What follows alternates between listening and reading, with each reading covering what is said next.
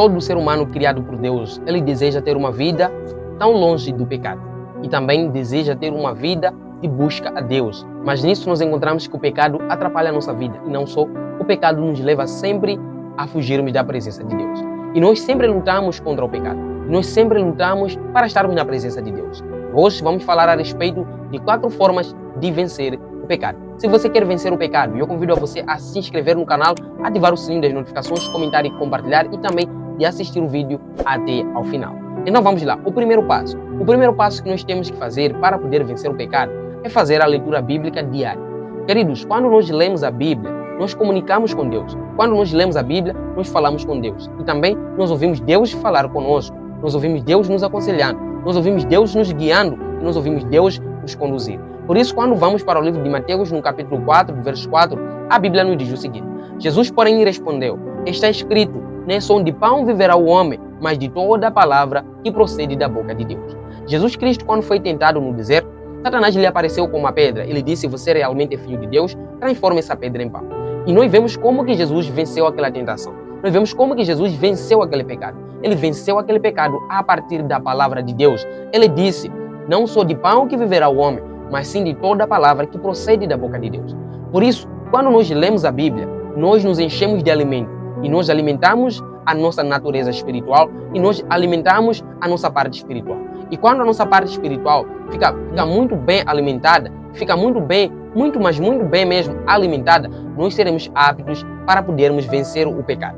E veja também o livro de 2 Timóteo, no capítulo 3, o que diz do verso 16 a 17. Diz o seguinte: toda a escritura é inspirada por Deus, é útil para o ensino, para a repreensão, para a correção e para a instrução na justiça, porque o homem de Deus seja apto e plenamente preparado para toda boa obra. A Bíblia diz: todo o homem que lê a Bíblia, ele está se preparando para fazer as boas obras e também está se preparando para guerrear contra as hostes inimigas e contra o Satanás. É verdade que a Bíblia diz que quando nós lemos a Bíblia, nós nos enchemos de poder e também nós nos enchemos de luz de Deus. Nós nos enchemos de Espírito Santo, também ficamos cheios da presença de Deus. E nisso, Satanás não consegue nos tentar, porque a Bíblia é uma arma contra o Satanás. Por isso, nós temos que ler a Bíblia para estarmos bem preparados para fazermos boas obras, também para que nós possamos resistir ao inimigo. E o segundo passo é a oração e vigilância. Queridos, quando nós oramos, nós comunicamos com Deus, nós criamos uma relação e nós criamos uma comunhão com Deus. Quando nós deixamos de orar, nós quebramos essa comunhão e nós criamos uma barreira entre nós e o nosso Deus. E a Bíblia, no livro de Éfesos 6, no verso 18, diz o seguinte: orem no Espírito em todas as ocasiões, com toda oração e súplica. Tendo isso em mente, estejam atentos e preservem na oração por todos os santos. A Bíblia diz que orem no Espírito em todas as ocasiões. O que a Bíblia quer dizer? Que nós devemos aprender a orar em todos os momentos da nossa vida. Não importa se é momentos difíceis, se é momentos de felicidade. Nós temos que orar sempre. E se nós estarmos a orar sempre, nós estaremos cada vez mais preparados e bem preparados para podermos vencer todo tipo de pecado que vai aparecer. Ou seja, todo tipo de tentação que Satanás vai lançar para nós em nossa vida. Por isso, a oração é muito importante. A oração também é uma arma e a oração é chave. E também, não se esquecer que a oração tem o poder de fazer muitos milagres e maravilhas. Por isso, a Bíblia no livro de Mateus 24, 41 diz o seguinte: vigie e ore para que não caiam em tentação. O espírito está pronto, mas a carne é fraca.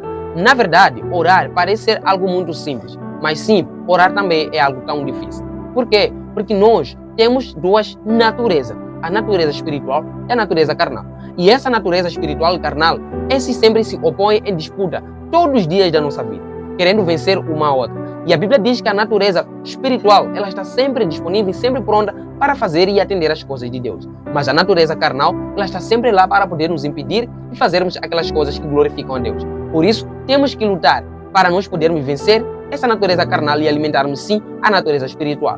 Precisamos nós de estarmos vigilantes. Quando a Bíblia fala de vigilância, nós temos que colocar em mente que é a leitura bíblica. E quando fala de oração, nós já sabemos o que é oração. Devemos sempre nos colocar de joelho e orarmos a Deus. E o terceiro passo é a dedicação. Queridos, quando nós nos dedicamos nas coisas de Deus, nós nos tornamos homens maravilhosos e também nos tornamos homens melhores. Por quê? Porque Satanás não irá conseguir nos vencer. Caminharemos diariamente com a presença de Deus. E Deus estando ao nosso lado, Satanás não tem poder para nos vencer.